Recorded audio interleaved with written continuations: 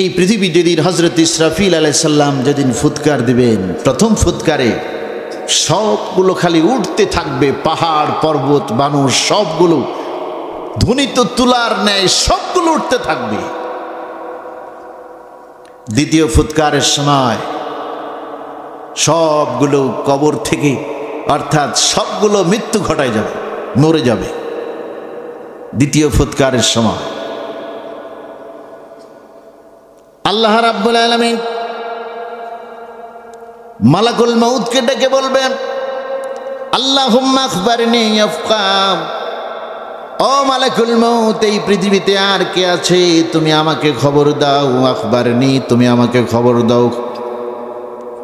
মালাকুল মউত সেদিন বলবে, আল্লাহ তাআলা পৃথিবীতে যত জিন ছিল সবগুলো শেষ করে দিয়েছি, মেরে ফেলে দিয়েছি।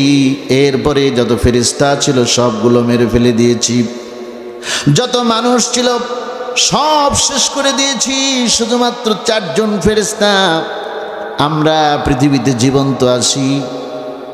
এই 4 জন হলো, একজন জিবরাইল আলাইহিস সালাম, আর একজন মিকাইল, আরেকজন আজরাইল, আর একজন হচ্ছে ইসরাফিল। এই 4 জন ছাড়া সবগুলো আমি মেরে ফেলেছি।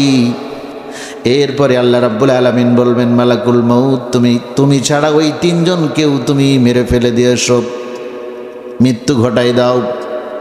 এরপরে মালাকুল মউত যখন ওই 3 জনকেও মেরে ফেলবে, মৃত্যু ঘটাই দেবে, এমন সময় আল্লাহ তাআলার সামনে এসে যখন মালাকুল মউত দাঁড়াবে, আল্লাহ রাব্বুল আলামিন বলবেন, আল্লাহুম্মা আখবারনি ইয়াফকা, ও মালাকুল মউত, পৃথিবীতে আর কে জীবন্ত আছে তুমি বলো।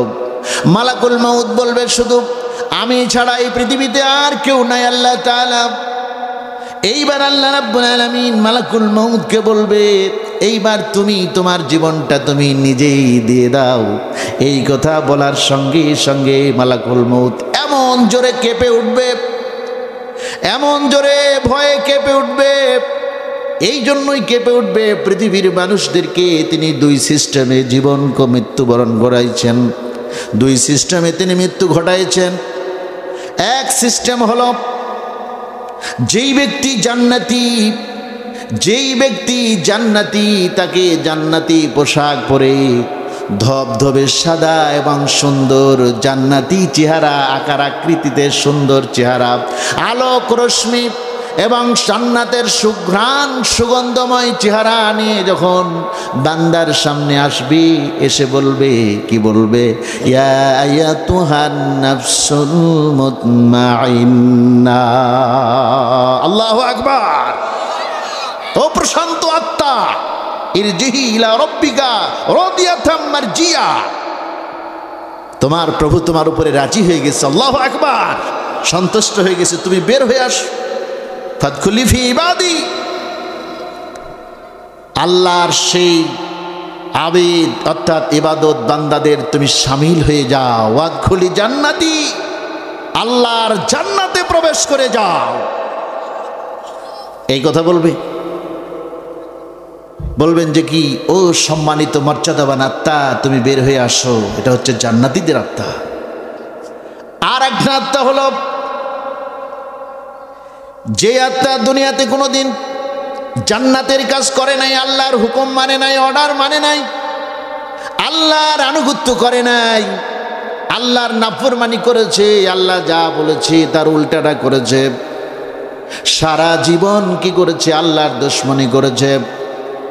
তারা সুদ খেয়েছে, ঘুষ খেয়েছে, চুরি করেছে, জেনা করেছে, ব্যভিচার করেছে, নেশা করেছে, মানুষের সম্পদ অন্যায় করে ভোগ করেছে, লুণ্ঠন করেছে, মিথ্যা বলেছে, বিভিন্নভাবে মানুষকে হয়রানি করেছে, বিপদে ফেলে তারপরে বিচার ফাইসালার নামে তারা কি করেছে, তারা সুদ খেয়েছে, তারা টাকা গ্রহণ করেছে, জীবনে কোনোদিন ভালো কাজ করে নাই। এই লোকগুলোর জান কবজের সময় মালাকুল মউত জাহান্নামী চেহারা, দুনিয়াতে তার পা আর মাথাটা আসমান বরাবর এমন একটি বিকট চেহারা নিয়ে, আর জাহান্নামের দুর্গন্ধময় চেহারা নিয়ে চলে আসবে। তার আঙ্গুলগুলো অনেক বড় আর এমন কালো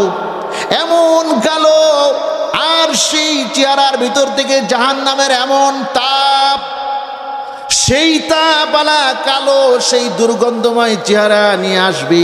জাহান্নামী যারা দুনিয়াতে খারাপ কাজ করেছে সব সময় ওই খারাপ কাজ করা মানুষের কাছে এসে যখন বলবে, ইয়া আইয়ুহাতুহান নাফসুল খাবিসা, ও পবিত্র আত্মা, জাহান্নামী আত্মা, কলুষিত আত্মা, দুর্গন্ধময় আত্মা, বের হয়ে আয়। যখন তাদেরকে বের করে যাবে আত্মা তখন ছোটাছুটি করবে, আর বের হতে চাইবে না। শেষ পর্যন্ত মালাকুল মউত কি করবে?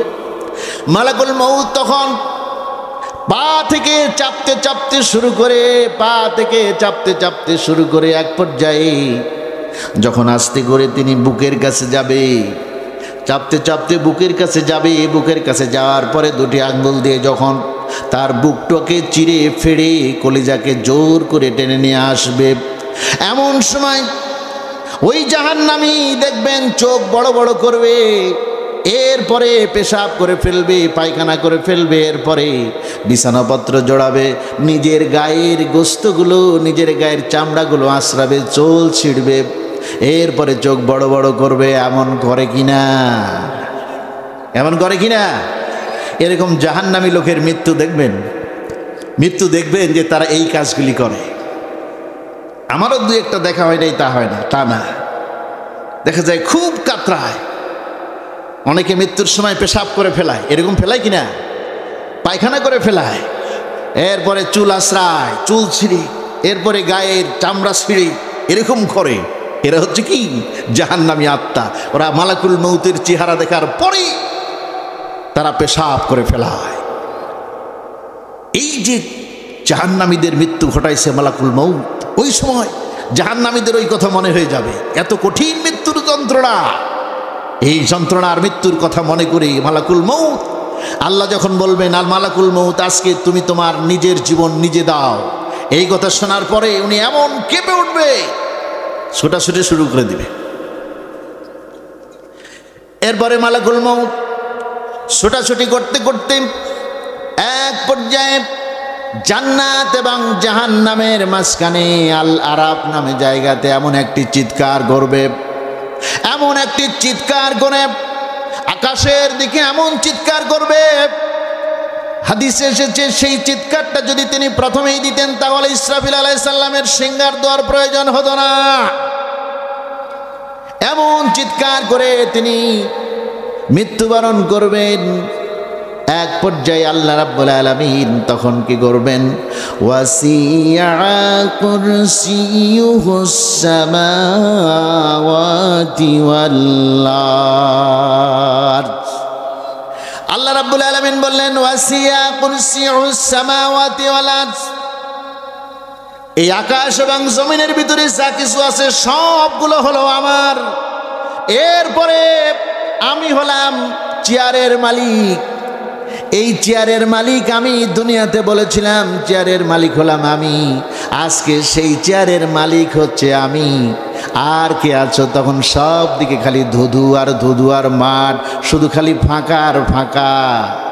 এইবার আল্লাহ রাব্বুল আলামিন বলবে, আমি তো এই দিনের কথাই তোমাদেরকে বলেছিলাম, আমি তো এই দিনের কথাই বলেছিলাম, শুধু খালি আমার ক্ষমতা ছাড়া, আমার চেয়ার ছাড়া, আমার পদ ছাড়া, আমার তাকব্বরি ছাড়া পৃথিবীতে আর কিছু থাকবে না। আমি তো এই কথাটাই বলেছিলাম। তোমরা দুনিয়ার মোহে, দুনিয়ার বাড়ি গাড়ি, দুনিয়ার সরঞ্জামাদি, দুনিয়ার বহুতালা, দুনিয়ার সম্পদ, এইগুলির কারণে তোমরা আমাকে, আমি আল্লাহ আমাকে ভুলে গিয়ে তোমরা দুনিয়াতে দুনিয়ার জন্য ফিতনা ফাসাতে, মারামারি হানাহানিতে তোমরা মতোয়ারা হয়ে গিয়েছিলে। আজকে তোমাদের সেই বাড়ি গাড়ি, সম্পদ, তোমার ক্ষমতা, তোমার এমপিত্ব, তোমার মন্ত্রিত্ব, তোমার প্রেসিডেন্টিয়ালি শাসন, তোমার ক্ষমতা, তুমি জাতিসংঘের মহাসচিব, তোমার ক্ষমতা কোথায়? এগুলো সব শেষ হয়ে যাবে সেদিন। আল্লাহ তখন ডাকবেন, দুনিয়াতে তো তোমরা খুব মাতাব্বরি করেছিলে, কোথায়? আজকে তো আমি আল্লাহ একা, এই সমগ্র পৃথিবীর মালিক তো আমি একা, আর কেউ তো নাই। দুনিয়ায় তোমাদের অনেক প্রোটেকশন গাড়ি দেখেছি, সামনে পুলিশ, পিছনে পুলিশ, এরকম আছে না নাই? কি বলেন, আছে না নাই? বিগত স্বৈরাচার ও রাজশাহী আসতে ভয় পায়। আমি দেখেছি রাজশাহীতে যখন ওর গাড়ি ঢুকে তখন দেখছে সামনে একটা কার, সামনে মাঝখানে ওনার কার, ডাইনে একটা, বামে একটা, পিছনে একটা, সামনে একটা, মানে কোনো দিক থেকেই তার মরার কোনো সম্ভাবনা নাই। কথা ঠিক কিনা? হ্যাঁ, এরকম ফেরাউদ, নমরুদ, হামরান, কামান যত রকমের আছে সবগুলোকে কি মাটির সাথে পিষে দিয়েছে কিনা, মিশাই দিয়েছে কিনা? এই জন্য আল্লাহ রাব্বুল আলামিন বললেন, লাহু মা ফিস সামাওয়াতি ওয়া মা ফিল আরদ, এই আকাশ এবং জমিনের ভিতরে যা কিছু আছে সব কিছুর মালিক হলাম আমি আল্লাহ। সুতরাং তুমি যদি মানো আর না মানো, তারপরও আমি আল্লাহ। সুতরাং তোমাকে মানতেই হবে, কারণ আমি আল্লাহ। আমার কাছ থেকে পালিয়ে চলে যাবে আর একটা আল্লাহ নাই, আর একটা আল্লাহর কোনো পৃথিবী নাই। কথা ঠিক কিনা? এই আল্লাহ। সুতরাং আমাদের কি নিশ্চিন্তায় আসলিমতু লিরাব্বিল আলামিন, আল্লাহর কাছে আমাদের মস্তক অবনত করে দিতে হবে, হবে কিনা? প্রিয় ভাইরা আমার, আজ কি এই কোরআনের মাহফিল, এই কোরআনের মাহফিল হচ্ছে আমাদের মুক্তির একমাত্র গ্যারান্টি। কোরআন হচ্ছে একমাত্র গ্যারান্টি। এই কোরআন এত গ্যারান্টি, আল্লাহ রসুল বললেন, কি বললেন? ওয়ান ইবনে আব্বাস রাদিয়াল্লাহু তাআলা قال قال رسول الله صلى الله عليه وسلم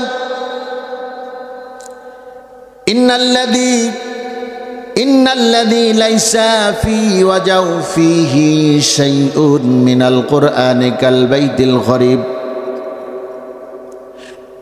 হযরত আব্বাস রাদিয়াল্লাহু থেকে বর্ণিত, রাসূলুল্লাহ সাল্লাল্লাহু আলাইহি ওয়াসাল্লাম বলেছেন, যেই দেহে কোরআন নাই সেই দেহটা একটি উজাড় গৃহের মতো।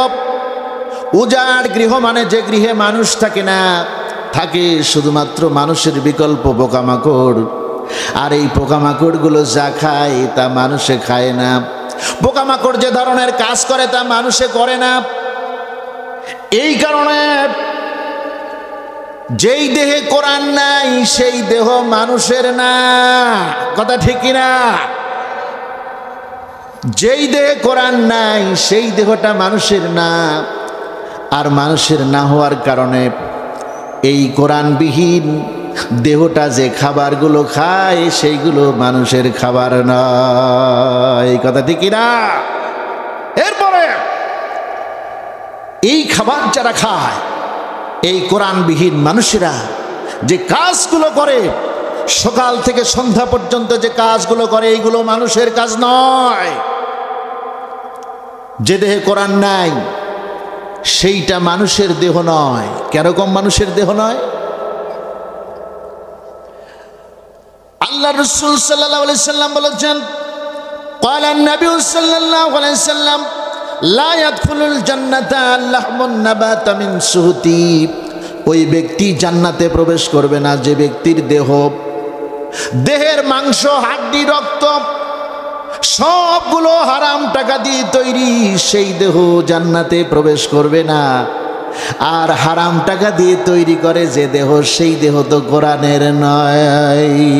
কথা ঠিক কিনা?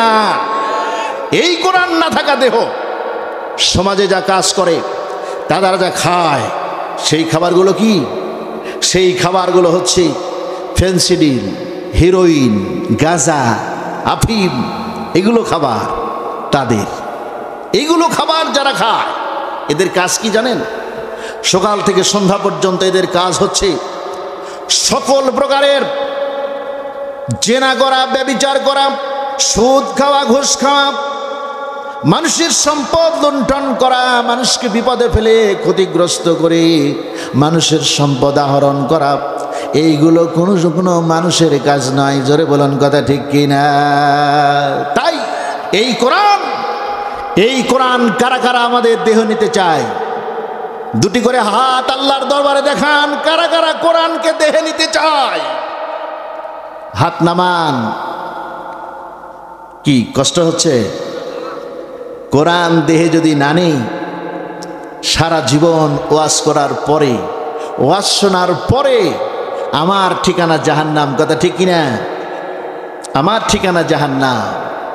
আল্লাহ রাব্বুল আলামিন যখন ফাঁকা, সবগুলো ফাঁকা, সেদিন আল্লাহর চেয়ারে বসে, শুধু একা একা চেয়ারে বসে তখন ডাকবেন। দুনিয়াতে যারা মাতাব্বর ছিল, এরকম মাতাব্বরের নাম ধরে ধরে ডাকবে, ও মাতাব্বর কোথায়, কোথায় তোমরা, আসো, আমি তো এখন একা। এরকম কত হাজার বছর আল্লাহ একা থাকবেন, তা তাফসিরে নির্দিষ্টভাবে আসে নাই যে কত হাজার বছর তিনি একা থাকবেন। আল্লাহু আকবার। চিন্তা করা যায়? চিন্তা করা যায়? এটা হচ্ছে কি আল্লাহর ক্ষমতা। তাই আজকে এই কৃত্রিম ক্ষমতাকে যতক্ষণ পর্যন্ত আমরা আমাদের পায়ের নিচে না আনতে পারবো, ততক্ষণ পর্যন্ত এই পা জান্নাতে যাবে না, এই পা আল্লাহর পা হবে না, আল্লাহওয়ালা পা হবে না। সম্মানিত প্রিয় ভাইরা আমার, এরকম সবচেয়ে বড় জিনিস মানুষের ভালোবাসার, এই দুনিয়াতে সবচেয়ে ভালোবাসার জিনিস হচ্ছে অর্থ আর হচ্ছে সন্তান। এই দুইটা কারণে আমরা কোরআন গ্রহণ করতে পারবো না।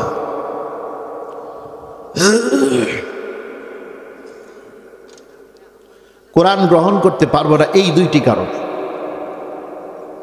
আমাদের আল্লাহ রাসূল বলেছেন যে এই দুইটি জিনিসকে, লা তুলহিকুম আমওয়ালুকুম ওয়া আওলাদুকুম আন যিকরিল্লাহ,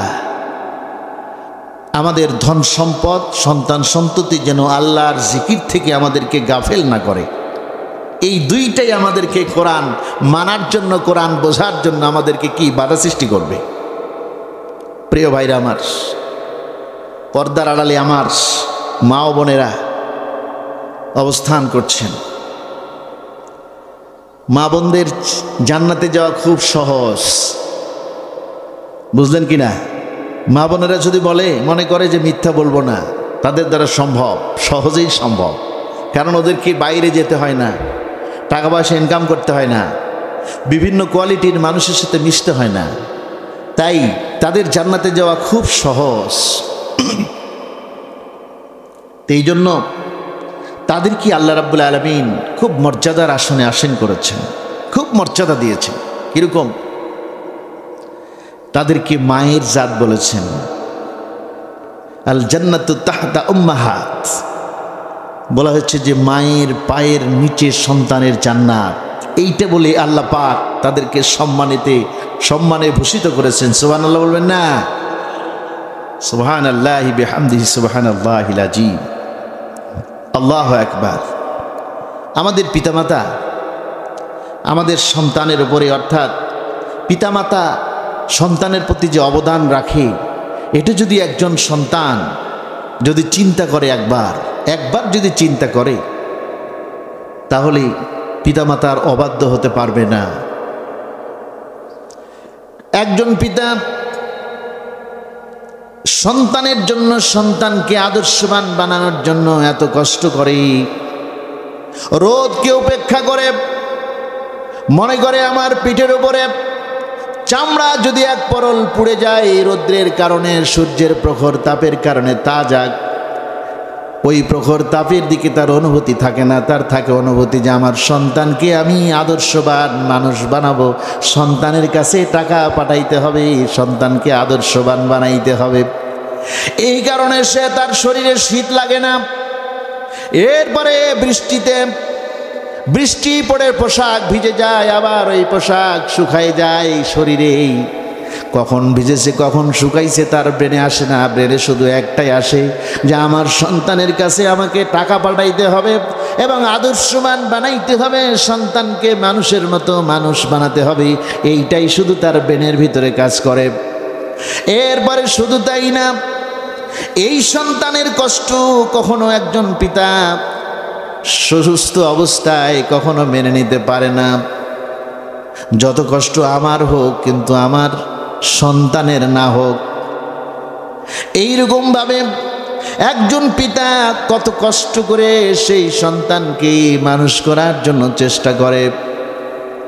যেদিন থাকবে না এই পিতা, সেদিন শুধু আমরা বুঝবো যে কি নিয়ামত, কি শক্তি আমাদের কাছ থেকে হারিয়ে চলে গেছে। এরপরে শুধু তাই না, একজন মা কত কষ্ট করে, কত কষ্ট করে একজন মা। এরপরে এই মায়ের সাথে সন্তান খারাপ আচরণ করে, এই পিতার সাথে খারাপ আচরণ করে। আজকে সমাজে পিতার কথা শোনে না সন্তান, মায়ের কথা শোনে না এই মা। কি কষ্ট। মায়ের পেটে যখন বাচ্চা চলে আসে, ঠিক তখন আস্তে আস্তে সন্তান যখন পেটের ভিতরে বড় হতে থাকে, এমন সময় মা তখন আস্তে আস্তে দুর্বল হতে থাকে। মায়ের শরীর আস্তে আস্তে ফ্যাকসা হয়ে যায়। সন্তানের নাভির সাথে মায়ের নাভির কানেকশন করে মা যতটুকু পুষ্টি খায়, সেই পুষ্টি সন্তানের ভিতরে চলে যায়। আর একটা মানুষের ভিতরে আর একটা মানুষ রেডি হতে থাকে। জোরে বলুন সুবহানাল্লাহ, আল্লাহু আকবার। এই মা আস্তে আস্তে দুর্বল হয়ে যায়, এমন কঠিন অবস্থা হয়ে যায়। এই মা হাঁটতে পারে না, বসতে পারে না, ঘুমাইতে পারে না, এবং ঠিকমতো খাইতে পারে না। এমনকি যদি অভাবের সংসার হয়, সন্তান পেটে আসার পরে মাছ গোস্ত দুধের কথা, একটা ডিমও জোটে না, এমনও পরিবার আছে, এমনও মাছ সন্তান পেটে আসার কারণে একটি ডিমও জোটে না, এমনও মা আছে, এবং শরীরে তার পুষ্টি নাই। এরপরেও যতটুকু পুষ্টি আছে, তাও সেই পুষ্টিটা সন্তানের ভিতরে চলে যায়। এমন মা সন্তান প্রসবের সময় মা যে একটু শরীর থেকে শক্তি দিয়ে ফোর্স দিবে, পেন করবে, শুল দিবে, এরকমও পারে না। মা তখন কাটা কবুতরের মতো, কাটা ছাগলের মতো তাকিয়ে থাকে। সবাই চতুর্দিকে অবস্থান করে, সবাই চতুর্দিকে অবস্থান করে, এমন চিৎকার মারে, চিৎকার মারার পরে আবার সে অজ্ঞান হয়ে যায়, জ্ঞান হারিয়ে ফেলায়। এবং আস্তে করে তার পেট থেকে অনেক বড় বাচ্চা, এই বাচ্চাটা বের করার মতো কোনো শক্তি তার কাছে নাই, বের করার মতো তার কাছে কোনো শক্তি সামর্থ্য নাই। আল্লাহ রাব্বুল আলামিন সেই সময় বললেন, ওয়াকাযা রাব্বুকা আল্লা তা'বুদু ইল্লা ইয়্যাহু ওয়া বিল ওয়ালিদাইনি ইহসানা ইম্মা ইয়াবলুগান্না। ও বান্দা, তুমি যখন তোমার মায়ের পেটের ভিতরে ছিলে, তোমার মা পুষ্টিহীনতার কারণে তোমাকে পেন করে, জোর করে শুল দিয়ে বের করবে, এই শক্তি তোমার মায়ের ভিতরে ছিল না। চতুর্দিকে আত্মীয় স্বজন দাঁড়িয়ে ছিল, কিন্তু ওই পেটের ভিতরে কেউ ঢুকতেও পারবে না, পেটের ভিতর থেকে কেউ বার করতেও পারবে না। ঠিক এমন সময় তোমার মা অসহায় হয়ে অবস্থা আছে, শুধুমাত্র আমার ভরসায়।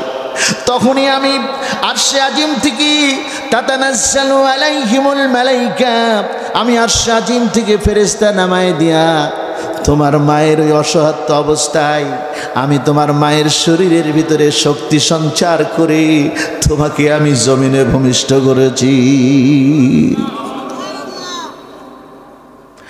এরপরে শুধু তাই না, আল্লাহ রাসূল বলেছেন, মা যখন সন্তান ভূমিষ্ঠ হওয়ার পরে মা যখন প্রথমেই দুধ পান করান, প্রথম যে এক ঢোক দুধ সন্তান পান করে, ওই এক ঢোক দুধের মর্যাদা এমন যেন একজন মানুষের জীবনের সমান। জোরে বলুন আল্লাহু আকবার। একজন মানুষ জীবনের সমান এক ঢোক দুধের দাম। সম্মানিত প্রিয় ভাইরা আমার, এই মা কত কষ্ট করে। অনেকের সংসারে অনেক অভাব, কিন্তু মা যতটুকু খাবার ওইটুকুই খাবার সন্তানকে আগে খাওয়ায়, সন্তানকেই শুধু আগে খাওয়ায়। নিজের কাছে তৃপ্তি, সন্তানের সাথে তার আত্মার কানেকশন, এমন এমন আত্মার কানেকশন, এই কানেকশনের কারণে সন্তান খাইলে পারে মায়ের খাওয়া হয়ে যায়, পিতার খাওয়া হয়ে যায়। সন্তান যদি খায়, মা সন্তানের খাওয়াতে দেখে দেখেই তার তৃপ্তি পূরণ করে। জোরে বলুন আল্লাহু আকবার। এই মা সন্তানের এমন কোনো কষ্ট নাই, যে কষ্ট সন্তানের কষ্ট সহ্য করতে পারে এমন কোনো কষ্ট নাই, সেই কষ্ট সে সহ্য করতে পারবে না। সুতরাং মা আমাদের জন্য সব কিছু করেছেন। যখন পেটের ভিতরে নিয়ে লড়াচড়া করেছেন, মা ঘুমিয়ে গেছে, বেভোর ঘুম, পেটের ভিতরে নাড়া দিয়েছে, ঘুম ভেঙে গিয়েছে। মা তখন একবার খাটের উপরে, একবার দরজার পাশে হিলান দিয়ে বসে আছে, হিলান দিয়ে দাঁড়িয়ে থেকে গভীর রজনীতে মায়ের চোখের পানি খালি দর দর করে পড়ছে। আল্লাহ রাব্বুল আলামিন বললেন, ও বান্দা, গভীর রজনীতে তোমার মা দাঁড়িয়ে থেকেছে, দু ফোঁটা চোখের পানি দু নয়ন ঝরে ফেলিয়েছে। কে দেখেছে? আমি আরশে আজিম থেকে আমি আল্লাহ দেখেছি। সুতরাং আমি আল্লাহই তোমাকে অর্ডার করছি। কি অর্ডার করছি? ওয়াকাযা রাব্বুকা আল্লা তা'বুদু ইল্লা ইয়াহু। আল্লাহু আকবার।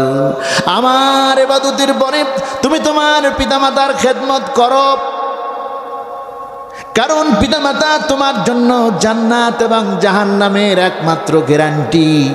কারণ পিতামাতার দোয়া এত জোরে সন্তানের কাছে পৌঁছে, পৃথিবীতে আর কারো দোয়া এত জোরে পৌঁছবে না। দুনিয়ার এমন কোনো যানবাহন নাই, এত দ্রুতগামী যানবাহন নাই যে এত তাড়াতাড়ি পৌঁছবে, যত তাড়াতাড়ি পিতামাতার দোয়া সন্তানের উপরে পৌঁছবে। জোরে বলুন আল্লাহু আকবার। পিতার দোয়া যেটা, ভালো দোয়াটাও কারেন্টের মতো পৌঁছে, খারাপ দোয়াটাও ওই রকম ভাবেই চলে যাবে। আল্লাহ রসুলের সাহাবী একজন আলকামা, তিনি আলকামা নাম একজন সাহাবীর, সে আলকামা আল্লাহ রসুলের সাথেই সবসময় দাড়ি, টুপি, জুব্বা, পাগড়ি সব একই রকম।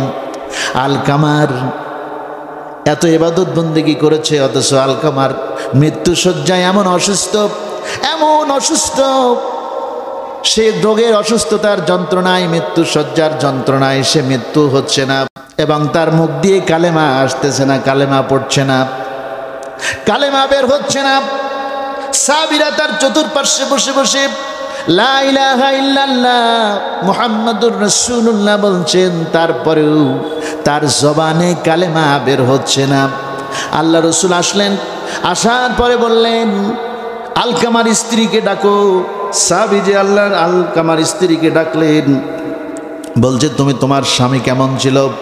ও আলকামার স্ত্রী, তোমার স্বামী কেমন ছিল? আলকামার স্ত্রী বলছে, আমার স্বামী একজন আল্লাহর ওলি ছিল, শ্রেষ্ঠ ইবাদতকারী ছিল, সুন্দর সুমিষ্ট ভাষী ছিল। এরপরে বললেন, আলকামার কি পিতামাতা বেঁচে আছে কিনা? এরপরে বলছে, তার বৃদ্ধ মা আছে, তার মাকে ডাকা হলো। আল্লাহ রসুল বললেন, তার মাকে ডেকে নিয়ে আস। মা আসলো। আসার পরে আল্লাহ রসুল সাল্লাল্লাহু আলাইহি সাল্লাম বললেন, ও আলকামার মা, তোমার সন্তান কেমন ছিল তুমি এবার বলো।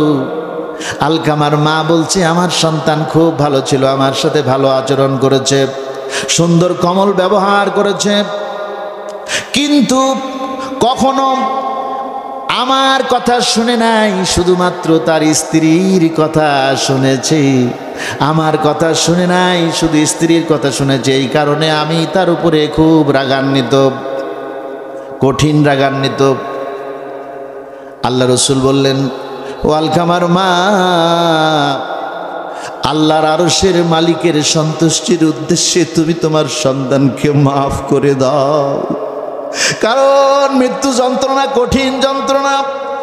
সে মৃত্যু শয্যায় যন্ত্রণা, আজকে 3 দিন যাবত তার মৃত্যু হচ্ছে না, তার মুখে কালেমা বের হচ্ছে না, তুমি মাফ করে দাও।